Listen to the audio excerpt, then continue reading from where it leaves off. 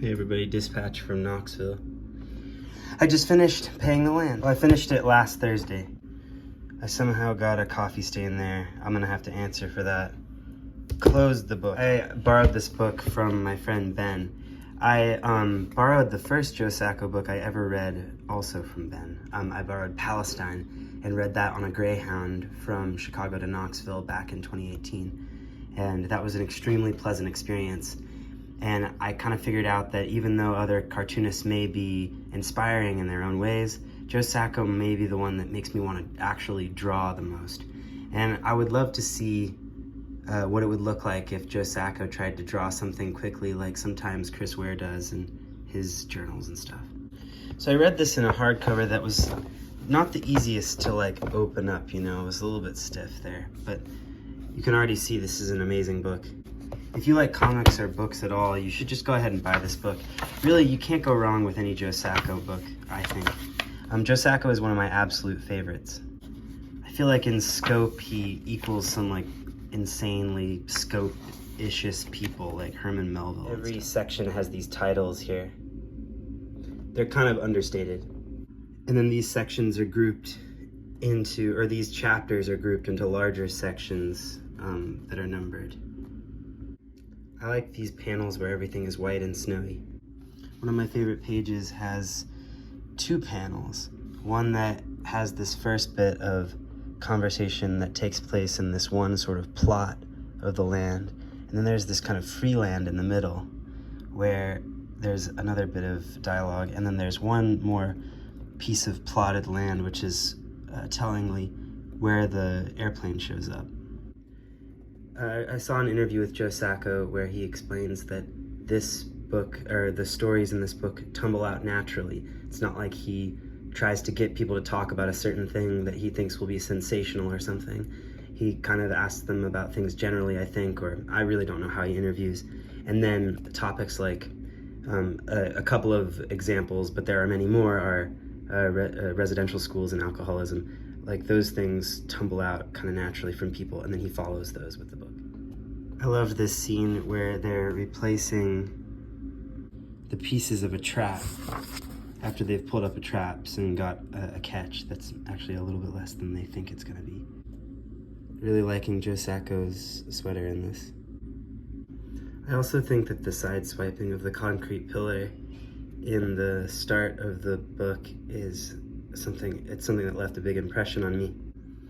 When they dip back into history, you get these period costumes and these made-up people that always interest me. In between chapters of this, I was also reading more chapters of The Defense, about which more later, and I was going to the bookstore and buying things like this and this, etc., but more on that in a second. And I was also reading more chapters of this book. One of the things I'm going to get to next after having completed this book is, after having completed Paying the Land, is Footnotes in Gaza. So, I thought that this book ended really rousingly. Like there was a long period where a bunch of people were talking about the future, and it was very essential. And I really don't know how to dissect it yet. But there was a thought in my head, like I bet someone could say, if they didn't really care at all or they were kind of mean, they could say that part kind of goes on for a while or something, or it starts to quote unquote drag or something. I don't really feel that actually. I feel like it's something someone could say. But then, I mean, all thoughts like that are just dissipated by the end. It's like an ending that dissipates any thought that things were dragging, I think. This book is just full of beautiful lessons to take away, like how when a kid does poorly, you can tell them how it negatively affects their community when they act poorly. And also when asked the question about buying and selling land, one of the Dene people says that you wouldn't buy or sell your mother and father. So I came to this book as a comics enjoyer, and I was moved and instructed by this book, and I think it's a pretty safe bet that any watcher of this channel and any watcher of BookTube would feel similarly about reading this. I'm kind of at a loss of for what to say next. I'll make videos on the other things I'm reading soon. I just wanted to basically say that I finished reading this and that I loved it, which should come as no surprise to anyone who knows me. If you know any good comic books that have come out recently, I think this one came out in 2019, or sorry, it came out in 2021. 2020, I missed the mark twice. But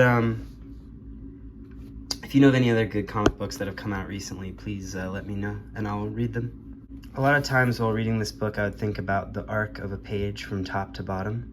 You know, from a mostly empty store to big piles of Coke and Pepsi. Or from a person doing a government job on a computer to the signing of a contract in this imagined scene. Well, I think this is, and it's not like the plot of this scene isn't imagined, but like the people in it, I think are, again, I'm saying I'm always interested when he has to make up people who represent an uncomprehending and oppressive force. So yeah, I'm revising my opinion. I feel like it's kind of essential reading if you want to have a better understanding of where we stand as a continent in terms of our trajectory with the land and all, and also what a title. I hope everybody enjoyed this video and have a good day of reading wherever you are, and I'm signing off for now.